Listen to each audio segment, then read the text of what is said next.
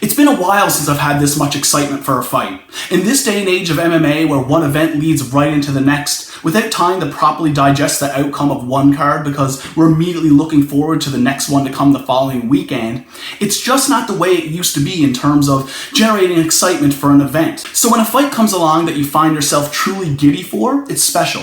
It's no surprise that the return of Nick Diaz elicits this kind of reaction from the fan base because, simply put, he's one of the most special fighters in the history of MMA. There are a lot of qualities that make Diaz one of the most respected fighters in this game. It's hard to pinpoint exactly what it is that has him held in such a high regard. But for starters, he is as authentic as it gets. At a time in MMA where pro wrestling antics and self-promotion are being shoved down our throats, and the influx of people who are getting into the sport are doing so large in part because of the fame and fortune that comes with it, one of the most naturally polarizing figures in the game supersedes all of the rest in terms of popularity by being his true self. Diaz has truly never cared for the fame and attention. He was in this game long before celebrities of all types started trying to attach themselves to MMA fighters in the UFC. If it was up to him, he wouldn't do a single interview, a single press conference, or appear on camera anywhere outside the fight itself. He is a man of principle. So many forget that this man is actually a jiu-jitsu based fighter, and it's because he's developed into one of the best boxers that MMA has to offer. His pitter-patter style of punching is something to behold. He doesn't throw with big power, but he maintains a high output with incredible accuracy and is great at flustering his opponents early and not letting them back in the fight.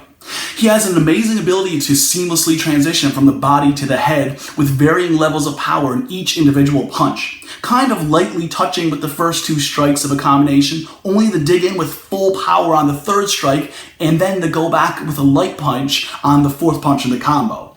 This style plays a big part in him having such a fantastic output without tiring.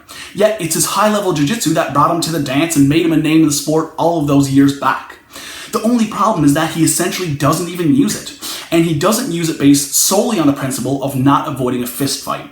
It's this very quality that endears him to the fans so much. But there's a lot of unknown heading to this contest. A rematch against Robbie Lawler, which has been 17 years in the making.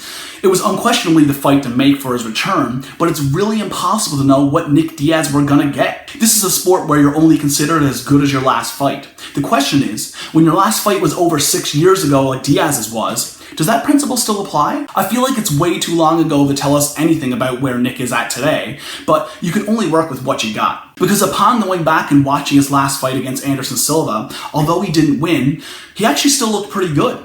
His output wasn't as high as it usually is, but I believe that was more of a stylistic issue against the counterpuncher in Silva more than it was about Diaz's ability to dish it out. The first fight against Lawler was so early in both fighters' careers, it's of no use in predicting how things are going to match up in 2021. But if it was somehow some sort of indication of what we're going to get at UFC 266, we are in for one hell of a showing. But just the mere fact of Nick Diaz showing up the fight week is enough to draw the crowd in and get the hardcore fans of the sport super excited.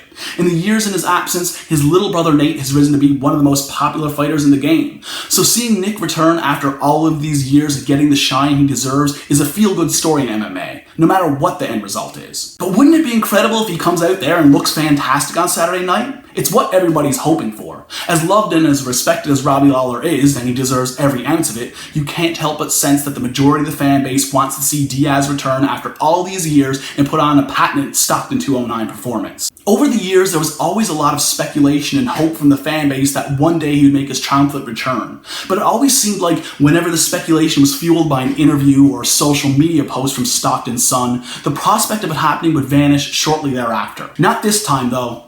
This time we have a date, an opponent, and a whole lot of excitement surrounding the return of Nick Diaz.